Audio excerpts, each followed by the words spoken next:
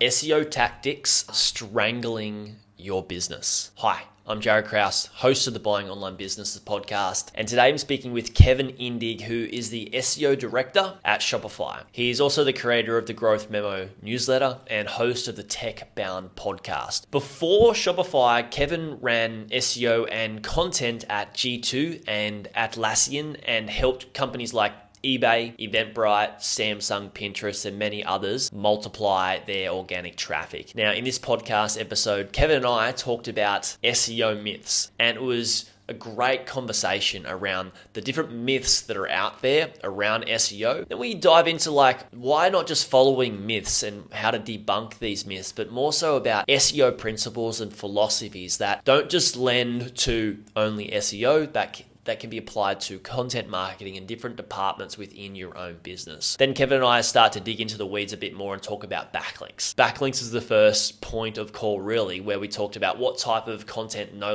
longer gets backlinks anymore and what type of content does and how we should start to create content for that. We also talk about building backlinks naturally versus unnaturally and how Google can detect the difference.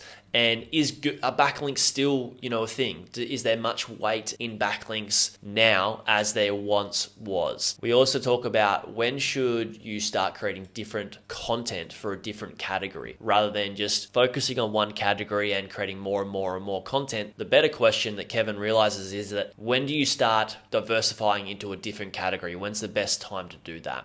Which we talk about. We also talk about targeting the same keyword, but with different intents, which doesn't equal keyword cannibalization. We also talk about duplicate content and why some duplicate content isn't so bad for your business or your site. And lastly, we talk about AI content. Where's it going and where will it be in the future, and will it be valuable or not? And where is Google up to date with AI? Where do we believe they're up to date with AI? Do they have a stranglehold on it? Do they have a handle of it? Do they know what's coming? So there's so much value in this podcast episode around SEO.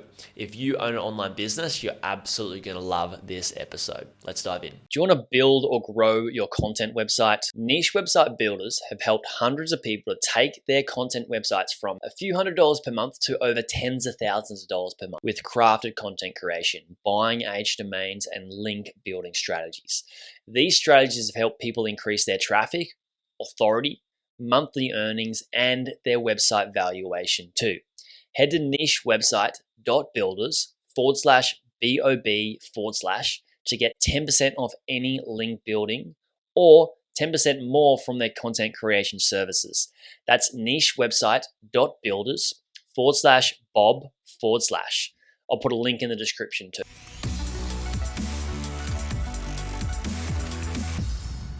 Kevin, welcome to the Buying Online Businesses podcast. Thanks so much for having me. It's good to be on. I was thinking a while ago when we got you on scheduled in, I was thinking, what does one ask the the director of SEO at Shopify about SEO?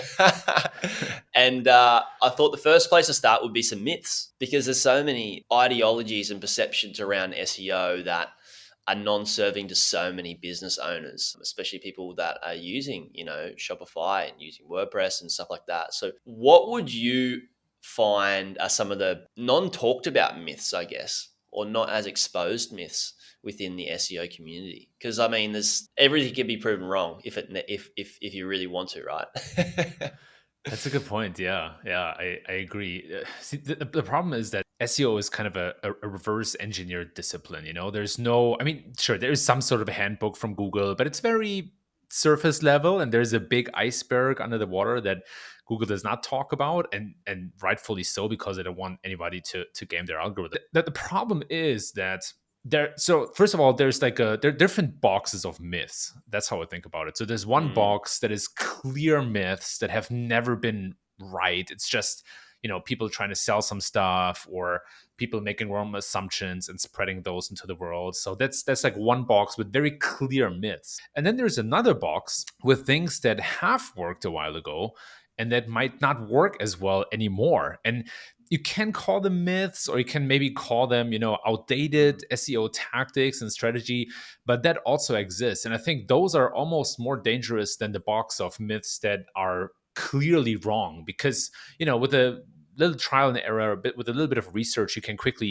get to that box. But the other one, the one in the middle with those that the tactics that have worked at one point, that's much harder to see through, because you still have a lot of people evangelizing these tactics or advocating for these tactics. And so an example that I could maybe provide is this idea of maybe like link building, right? There was a while ago, maybe even until a couple of years ago, there was this kind of trend where it was like, okay, you just create some infographics and you create a cool article, and then people will link to it, right? And maybe you cold pitch it, and I would call that a second thing that doesn't work anymore. You just write 500 emails to different sites and ask them to include your link in their articles or in their content, and then you get some links. And that just doesn't work anymore, right? The web has evolved much further than that. Pretty much everybody understands that backlinks have some sort of value. So in a lot of cases, it either comes across as spam or as harassment, or people just want straight up money, right? Like you see that in Latin American markets, where people immediately, they know exactly what you want when you reach out, and they immediately jump to requesting some money for a backlink. And so this whole area of SEO, backlink building, hypertext, or hyperlinks, better said, that whole area is full of myths. And one of them is also that they don't matter anymore. That's another myth. And Google has been very vocal about trying to make that the narrative that, oh, don't worry about backlinks. Well, also, if you have spammy backlinks, bad backlinks, we'll just take care of them for you. And that is also not completely true. And so I think, like, besides giving you a couple of myths that are not true any longer, the message I really want to bring across is, first of all, be very critical about the things you hear. Second of all, make up your own mind about all these things, test them, get some actual experience, and then reevaluate what you think about these tactics. Because there's a lot of outdated stuff out there, sometimes fluff, and sometimes it's just, people trying to make money. Oh, that's so good. I think we're going to have to just unpack this a bit more, because a lot of people listening are looking at buying blogs, content sites, and a part of the strategy is, let's buy some backlinks, or let's go away and do some backlink building. And I think us just helping the audience become a bit more conscious about what can be beneficial and what can be non-beneficial would be so valuable for them. So I'm fascinated when you say backlinks is, just doesn't work anymore, or it's just not that much of a thing. Are you feeling that Google isn't putting as much weight into good backlinks as they once did, for example, from a high ranking or an authority site?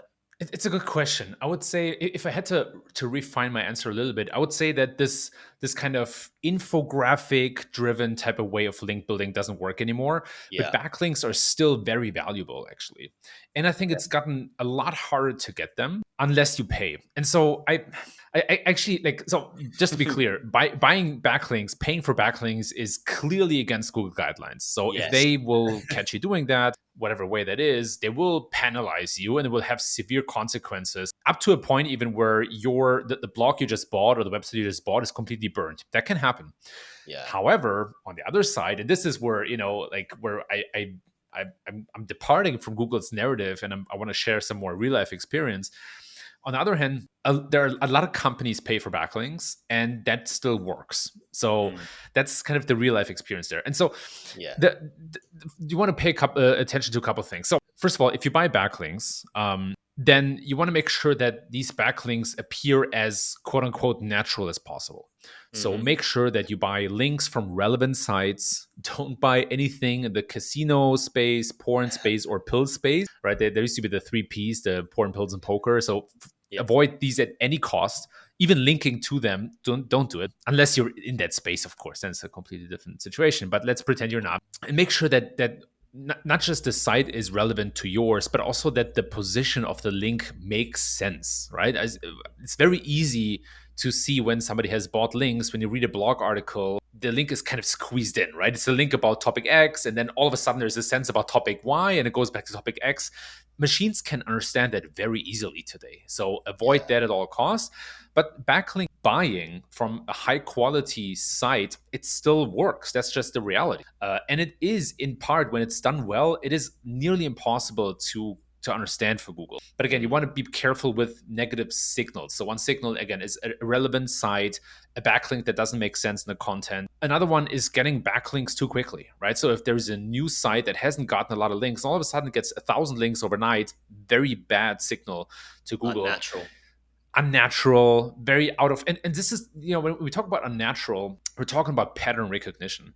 And if Google is good at one thing, it's really pattern recognition. And so anything that stands out from the common patterns is a red flag and will quote unquote trigger maybe an algorithm or maybe a quality rater to take a closer look at your site and see what's up there. Another one that's really important is hard anchor text. So if you're selling shoes and all your backlinks have the anchor text shoes, there's a point where you can overdo it. You want to, when you buy backlinks, again, which I'm completely judgment free, a lot of companies and sites are doing that, then you want to make sure you have a quote unquote natural link profile. So you take some tools, you assess your competitors, you see what are they doing, how many links a month are they gaining, what kind of links do they get, and you want to be on the upper bound of that kind of pattern or of that link profile mix. And that's how I would approach it. So I think it still works. You have to be a bit more careful. And Google really tries to push the narrative that they can, it doesn't matter anymore. And it's just the content that matters. And that's just, they're not there yet. Yeah, that's excellent. That's excellent. I agree wholeheartedly around it looking natural and looking on the same trend as the site has been going. And you can slowly reverse that, but you can't just do it all in one hit and say buy a million links just in one go and look natural. That's just not a thing, depending on the site, obviously. Also, with the infographic, this is a thing that people will be like, if we just create good content and we just create an infographic, because people are going to want an infographic on their site and they're going to want to source the infographic that we create, then great. But I find infographics they've had their time in terms of type of content to consume, whereas now videos are really valuable. People want to put videos in their content more so than an infographic. Would you say videos can help get backlinks, or what would you say can help you get a backlink if you are a blogger these days, whilst we're on That's subject? such a good question. That's a great question, because some sites still do this. Shopify is a great example. At Shopify, we have such a strong brand. We get a lot of links organically. It's the same. I worked at Atlassian a while ago, a popular Australian company, and their products were just so popular. They don't need to do active link building. They don't need to reach out to sites, but they can still drive organic links with really good content marketing, basically, right? Or linkable content, linkable assets.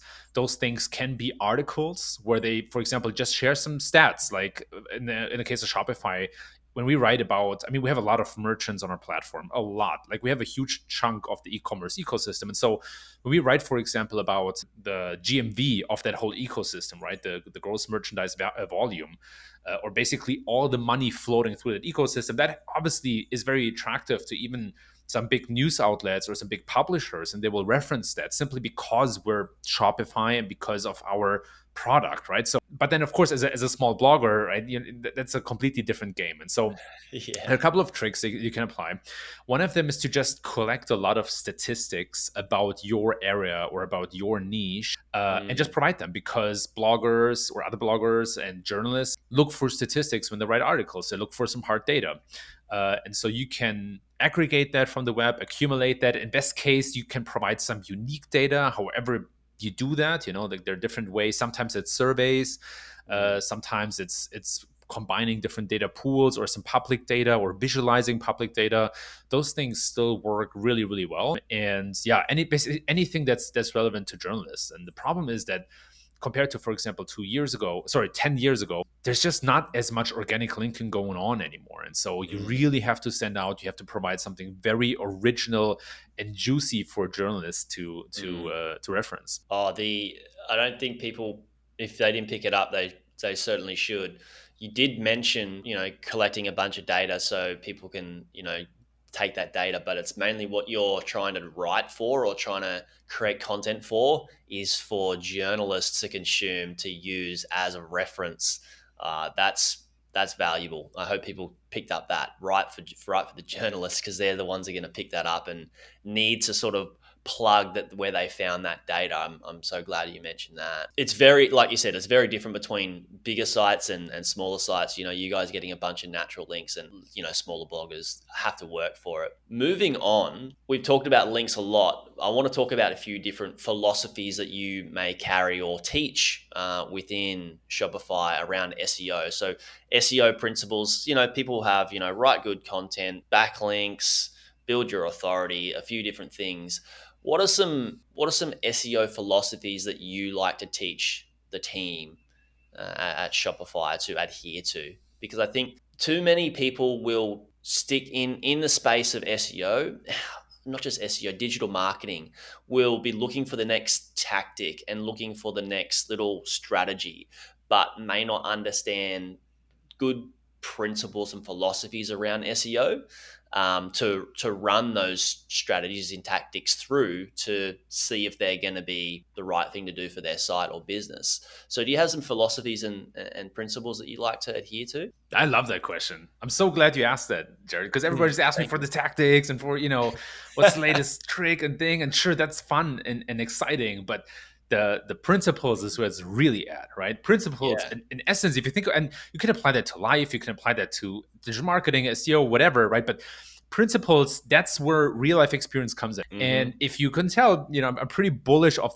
this point of like, sure, read everything that's out there on the web, but then freaking apply it and get a taste for it yourself. Like really, like build your own corpus, your own, inventory of experience. And so Mm. that's one of the first principles that I actually really teach, whether it's at Shopify or some of the other companies that I worked at.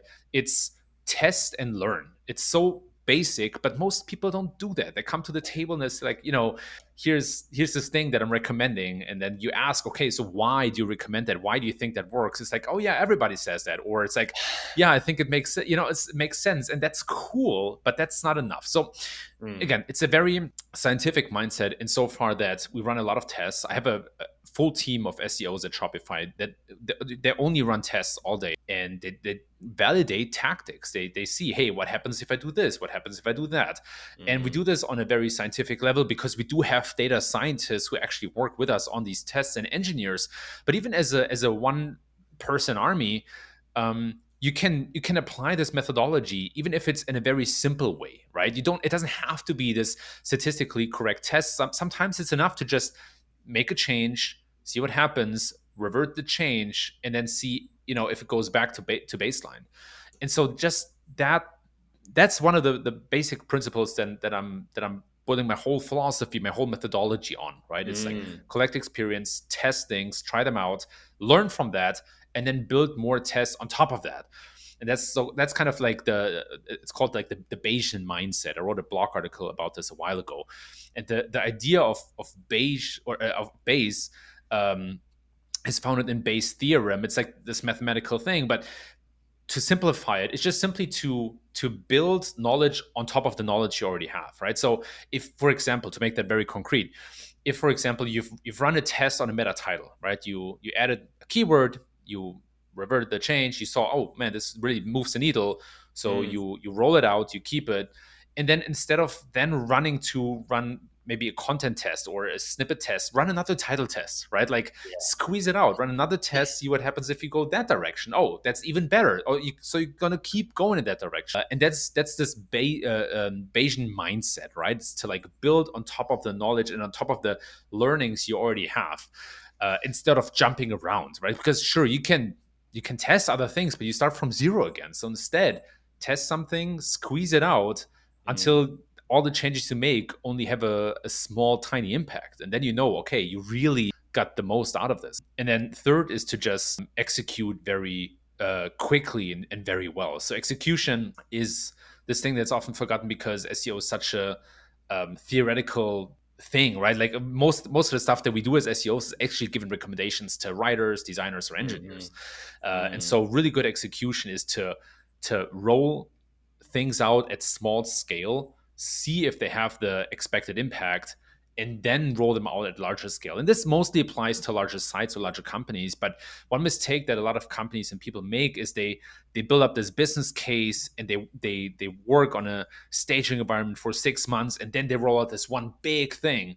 And that is just too slow, right? You want to rather see, how can we roll something out every week, or at least every other week, so that Mhm. you can learn very quickly. And it goes back to the first two principles that I mentioned of like testing and the Bayesian mindset, right? You want to accelerate this cycle of learning and doing something different so that you can just outpace everyone else. Amazingly said.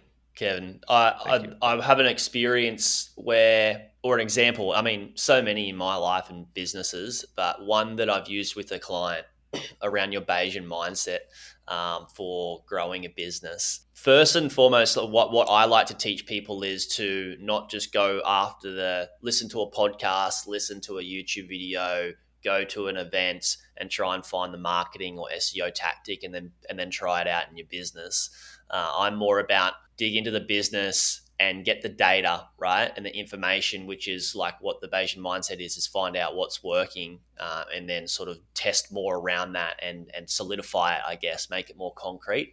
Once you realize it's a bit more concrete, then just add more in and then keep tweaking and testing it. For example, a client who came and bought a website business, we built it up and within like a year to year and a half, we doubled the business with him doing no extra work, running a system and a process that we built based on learning how the business was once grown and built that out and hired somebody to run that and then just do little tweaks and tests with the system that we built to make it better and better and better and better as it went through. And so it would convert better. I think that can only be done by having that Bayesian mindset, understanding you need to collect the data and then test again to get more data and then just make that flyback wheel far more concrete and far more solid. To once you have confidence in something, like if you know something's going to work, right? 100%. Why would you not do it? You're just gonna do more of it. Yeah, exactly. It's like strip away the Yeah. fat. And Yeah. it really goes back to Bayesian mindset. Another perspective to look through is the 80-20 rule or the Pareto rule. And you see that everywhere in business. So an SEO example is that oftentimes a few blog articles or a few landing pages bring in by far the most dollars. Yeah. And so very similar in marketing, right? A few channels bring in the most dollars. Maybe a few people have the biggest impact in a marketing organization. And if you buy even a small business, you want to carry that same lens. Where's the fat? Where can we trim the fat? And how can we double down on the things that work? And how can we learn faster in the things that work than in everything else, right? It's, as you said, like you have these kind of these mental models or these principles or frameworks that appear over and over again. Wherever, again, this applies to life, this applies to business as well. And that's why I love talking about these so much more, because sure, I can share a couple of tactics. What happens when you use these tactics, or what happens when you're out of tactics and you're going to go ask more people? No, like you want to develop your own tactics and the own Yeah. things that work, and that's Yeah. what really gives you competitive advantage over other companies. The stuff that's out there publicly is already used 50 times, so you want to figure out a way to develop your own stuff, and that happens through principles. Oh, that's so good. Developing your own stuff based on experience of what's worked. How else are you going to be more confident in in what's working when you've got proof and nobody 100%. else knows it? It's so nice to know in your business. And what one of my clients calls it is business therapy. When I do one-on-one coaching, it's like you come to the table, sit down with Jared, and you go, these are my problems in my business. What do I need to do? And Jared's not like, business God. He's just he's just a man that can ask good questions and then lead those questions to you working out, oh, this is working really well in the business. Let's just do more of it. You leave the table with far more confidence, less stress about the business because you've just thought about it a bit more and asked the right questions based on what's already happening within the business rather than going, should I try like a bullet point list on my SEO post about this subject? Yeah, that's all where it's at. It's like, how do they say, answers are cheap but questions are expensive. Technically, if you find the right question, then everything else falls into place. You don't need the answer, right? But yeah, anyway, I'm getting philosophical here. I think we're on the same page about this, but Yeah. it's something that I learned the hard way. Let's put it this way. Me too. By going to too many, like taking on too many tasks that just didn't work, running around in circles. So I want to bring back to content structure because I mean you've been in content for a long time, and I was going to ask you the question around what are some of your principles and philosophies in content, but like you said, these philosophies run across not just SEO, but your life, which also run across content as well, which we can say the same thing, double down on your content that's working and all those things that you've mentioned. But when it comes to structuring content, would you use the same, and I'm presume I know the answer, but would you use the same philosophy? So for example, you've worked out that there's a category on your site that is doing quite well, bringing in traffic, getting backlinks, and people are reading it. Would you go away and create another category, or would you double down on that category and find more keywords to create more content around that and support all of those ones that are starting to uphold in Google? The question that applies most here is, when would it make sense to follow a different structure? Yeah. And the framework that I use for that is, and it's not my framework. This is like a common. I don't even know who came up with that, but it's basically user intent. And so the kind of the life philosophical approach to that is probably context. What's the context of a search that decides the format of content that I want to provide? It all goes back to what people are actually searching for. And the modern understanding of keywords is more so, what intent are people trying to express when they search for a certain keyword. So we're not optimizing for keywords in that sense anymore. We're optimizing for user intent. And sometimes those can be the same, but oftentimes they can diverge. And so what I mean is that nowadays, pages, blog articles, landing pages can actually sometimes rank for hundreds, if not thousands of keywords. And so that's why it doesn't. Sure, we still do keyword research, but it doesn't make sense to just optimize for one keyword, right? Because you can rank for 1,000. So you want to think more about the intention of the user and optimize towards that, and that then decides your optimal content structure. So when somebody looks for, say, best business tips, that is an intent that often means people want a list. They just want to see the 10 best, the 50 best, the 100 best tips, and that will often then decide the structure of my blog article, which is more of a listicle, right? I then want to write about the test tips, and of course, there has to be a bulleted list, right? If you have the best as a modifier in a keyword, then there has to be a bulleted list, sometimes numbered, sometimes unnumbered, depending on what people really want in that situation. But then when it comes to something like, why did the stock market go down? That obviously cannot be answered by a list. I mean, you can squeeze it into a list, but what people really want is a qualitative explanation. And that's where paragraphs make a lot more sense. And to take this a little further, even probably a video might be a better answer to that, right? So I'm gonna not gonna overcomplicate this, but for certain user intents, Google just shows a video because that's the best way to give an answer, because you can say it in 1 minute instead of reading this long text. So anyway, the way for me to come to an answer whether I should use a different content format or not is to look at intent that I'm optimizing for, often in the form of a keyword, but you don't want to take that keyword too literal. So an example, right? Airbnb in 2016, they had these beautiful landing pages around the intent, things to do in city, right? So things to do in San Francisco, things to do in Chicago, things to do in New York City. And it was a perfect page because it had a list of things to do, and it had a map next to that list. So you could see where you can actually do that thing. And the intention is basically people traveling to a city, they're probably new to that city, and they just want to do some fun stuff in that city, maybe some tourist attractions, maybe something different. And these pages, each of them rank for thousands of keywords because there's so many different permutations and ways to express that intent. It could be things to do in San Francisco, or what to do in San Francisco, tourist attractions in San Francisco, right? These are all the same intention, but they're different keywords. And that's why I'm saying, don't optimize for the keyword, but try to understand the actual intention or user intent that people have when they search for that, and then base the format of your content on that. Now, if you go after lots of similar user intents, then sure, you can repeat the same format. So say, for example, you bought a review site, right? And it reviews different products. Then sure, if you go for intent of like best, best dumbbells, best barbells, best fitness bands, best protein powders, you can repeat the same content format for those, but that's because they all target a very similar user intent. Love it. And I guess with your silo or category or however you want to call it, structuring it, having the different levels of intent within different articles will be valuable, right? Like not just having a list of one article, but also having another article with a intent that where you need to explain something in further depth, and you can produce a video around that and also have it in text where people will consume that over, say, maybe a list as well. So would you suggest having all those different types of formats? It's such a good question, and my strong recommendation is to play around with that a little bit. What Test. we've seen, for example, even up until maybe 3 years ago, maybe even 2 or 3 years ago, is that long form content really outperforms short form content, right? So you could Mm, basically take 5 articles around the same topic and put them together, and they would be greater in sum than each of these articles by themselves. yeah. And now I'm not so sure anymore. I see very short form articles ranking for some juicy keywords.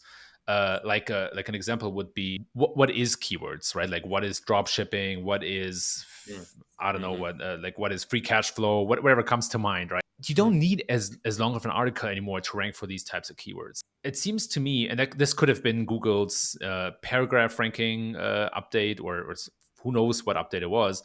Can only speculate at this point, but it seems that Google has come to understand much better how deep a piece of content is rather than how long it is. And Yeah. oftentimes these go hand in hand. But for certain keywords, like what is queries, it seems like we don't need a long keyword anymore, or sorry, a long article Mm, anymore. You can do it with a shorter one as well. And so I would honestly play around with that. What we also see is that the understanding of duplicate content or keyword cannibalization has completely changed. I'm actually not really bought into that anymore, which will be controversial for lots of SEOs out there. I think if there's a now to like put that into context, right? If you have an e-commerce site, you have 2 category pages and they show exactly the same products and there's no content to differentiate them, then it's yeah. probably a case of duplicate content. So there are these hardcore cases where the content is 100% the same. But what we also see is that you can rank with several articles on the same domain for the same keyword. A huge example for Shopify is dropshipping. Google dropshipping, and you will see us ranking with at least 2, sometimes 3 pieces of content. One of these pieces is what is dropshipping. Then the second one is a dropshipping guide, and the third one is something like, is dropshipping legit or is it legal? And that works because it's a shorthead keyword, and there are many different intentions that this shorthead keyword covers. So, in Yeah. the official Google documentation, in their quality rated guidelines, you find explanations about how shorthead keywords target 3 different types of user intent. One is the dominant intent, the second one is the common intent, and the third one is the minor intent. And so the reality is that shorthead keywords like drop shipping or like shoes or like, I don't know what, desk, they're so ambiguous. There's so many things that can be meant with that keyword Mm, that mm, Google just understands what the 3 kind of most common ways are, and then it will rank sites accordingly. And if you have yeah. a piece of content or 2 pieces or 3 pieces of content that address 3 different types of user intent for a single keyword or a single query, so to say, then you can rank with several pieces of content for the same keyword. So long and winded way to say that you want to play with long form and short form content. There's no one answer to, or one universal answer to saying, yeah, you always want to write long articles or you always want to write short articles. The the Mm. the, the short answer is it depends, and the long answer is what I just gave you. I love it.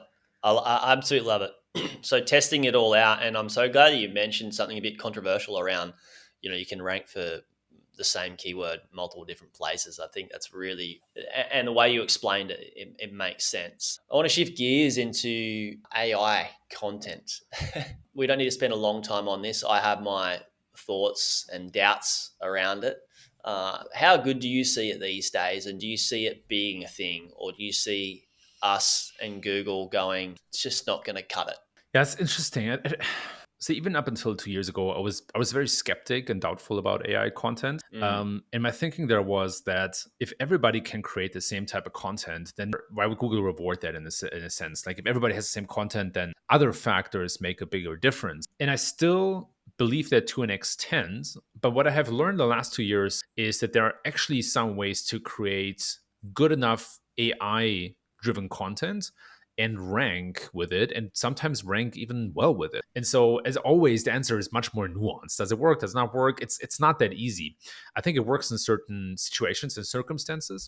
Say, for example, if you're an e-commerce site and you have a lot of category pages or even product descriptions, and you want to rewrite those. That's a perfect use case for machine learning. And no writer wants to write this, by the way, right? Like this is good work that can be outsourced to the machines. Mm. But I see more and more really good, even long form content written by machines. In fact, there was just a kind of a scandal where an engineer from Google was kicked out of Google, was fired because he rang the alarm so hard about Google's AI becoming sentient. And it's really Mm. interesting. You can read the conversation he had. Google developed machine learning model, and it's pretty crazy, right? So machine AI has not become sentient yet, but it was. I can understand why this guy made such a big deal out of it because it seemed scary real. And so I think I underestimated how fast the developments in machine learning progressed. And I think you can, in part, make some really good content today with AI. Now, we've tested a lot of tools. We've tested AI content at Shopify. It didn't work as well. So I don't think that this technology is as easily accessible. And I don't think we're yet at a point where you can just publish it without an editor really grooming that piece of content, streamlining it, making some corrections, and make it more readable. But reality is that there's some good machine learning content out there, and Google ranks it. So it's going to be very interesting over the next couple of years how all of that is going to play out and what the use cases are for machine learning and how Google is going to be able to reverse engineer that and reward quote unquote human written content. It's going to be really tricky, and I can speculate more about how they could do that and how that would work. But I think it's a problem. I think that my impression is Google is not on top of it. And yeah, let's see how accessible that's actually going to be. Yeah, I don't think they are on top of it as much as we would like to think they are. So I've got an S. You might actually know him. So Stephen Spencer, Mhm. he's a great SEO, a buddy of mine, and he says, how do you control an AI? And it's with another AI. Yeah. Basically, it's like a black box, and yeah, you need to have something quite sophisticated to be able to take over and control something that we may no longer be able to handle. Now, this is a conversation that we shouldn't go too deep in because we could just talk about this for a long time. It's a deep conversation and tricky. Uh, the way I see this play out, maybe I can give you my take on this. Expect Google to develop a very strong understanding of things that an AI can answer very well and things that an AI cannot answer very well. So, for example, today going after keywords that are very quote unquote shallow, that are very quick and easy to answer, and that have a very definite answer, it doesn't pay off as much anymore because a lot of times Google answers that question themselves, right? Like, In the who's the snippets and current stuff. president? How long was Yeah. the 30-year war, right? Like, what's the capital of Zimbabwe, right? Like, these are quick and easy answers. No SEO should go after those because there's barely any traffic coming after it. And I assume the same will be the case for topics that are just very easy for an AI to answer and to replicate, right? A lot of Mm. processes, a lot of existing knowledge that's already out there. We just really Mhm. have to aggregate it or synthesize it. And on the other hand, is stuff that's difficult for an AI to comprehend simply because it's a lot of forward thinking. If for example, you have to combine or basically if you need a lot of experience to give an answer to a certain topic, right? Like that could be something that for an AI might be really difficult to understand. Say current economy, right? Like everybody's like, okay, what's going on? Is it going to be a recession? Is it going to be stagflation? How long is this going to Mm. last? Are we going to recover Mm. quickly? Very, very difficult to handle for an AI, even though an AI could probably synthesize all the information out there much, much faster than a human being. But an AI does not have an understanding of how all of these factors could play together because there's not a good description, right? If it was easy to answer, we all would know what happens tomorrow, but it's not. And so I think those are the kind of topics that humans will still dominate in, and where human created content is still going to be so much better. And I think that's what Google is in part going to reward. And for all the other things, it's going to be stuff like brand recognition, backlinks, or other signals, maybe page speed, that Mm. are outside of content. Yeah, love it. I love it. I think where people get tripped up is they're like, oh, an AI, I can get this done cheaper, faster, and better. Yeah, to replace a human being in the next sort of few years in terms of great content, it's going to be a tricky one to do. Yeah. Kevin, thank you so much for coming on. It's been a pleasure to chat to you. Love hearing your thoughts and philosophies around SEO and business and life and how it all relates. Thank you so much. Where can we send people to check out more about what you're doing? Yeah, thanks, Jared. It's been great coming on. We probably only covered 10 of the 70 questions that you had prepared, but happy to do a round two at some time in the future.